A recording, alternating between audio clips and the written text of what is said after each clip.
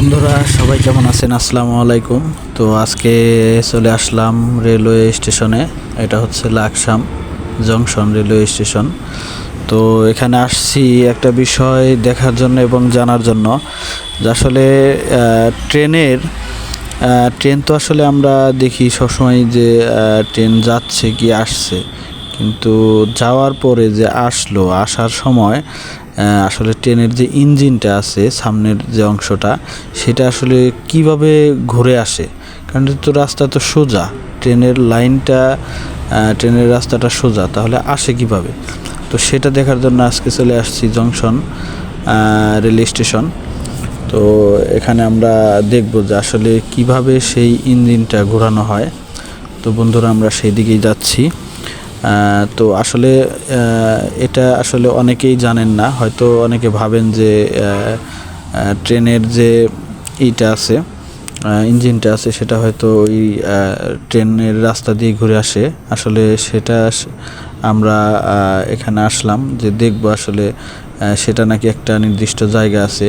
সেই জায়গায় যে দেখতে পাচ্ছেন যে এখানে আপনারা খেয়াল করলে দেখবেন, এই যে দেখা যাচ্ছে যে গোল একটা ইয়ের মধ্যে এই যে আমরা উপর দিয়ে আমাদের বাইক নিয়ে যাচ্ছি। এখানে মূলত ইঞ্জিনটা ঢোকানো হয়। ঢোকানোর পরে যেটা এখানে এসে জানতে পারলাম যে এর চারপাশ মানে এই সাইডটা আরেক সামনের পাশটা ঘোরানো হয়। ঘোরানোর পরে আসলে ইঞ্জিনের মাথাটা ঘুরে যায়। তো ঘোরার পরে আবার সেই ট্রেন লাইনে সেটা আবার নিয়ে যাওয়া হয়। তো আসলে এই যে চক্করটা গোল চক্কর দেখতে পাচ্ছেন, এখানেই মূলত আসলে ট্রেনের যে ইঞ্জিনটা রয়েছে সেটা আসলে ঘোরানো হয়। তো এখানে এসে একটু ভালো লাগলো বিষয়টা দেখে। অনেকেই হয়তো জানেন না, তাদের জানানোর উদ্দেশ্যে আজকে এই ভিডিওটা করা।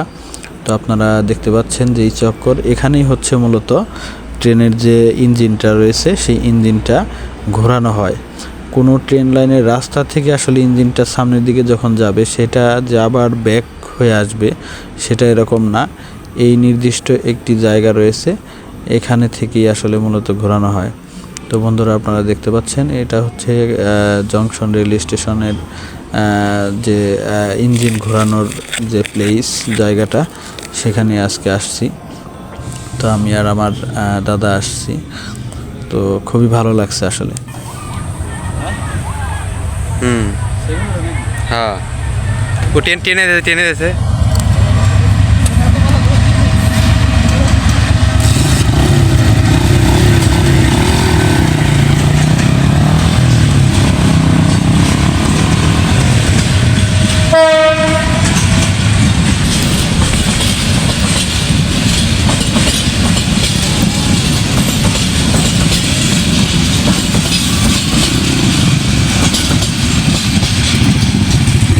সাথে গেলেও যাওয়া যাবে, ঠিক আছে?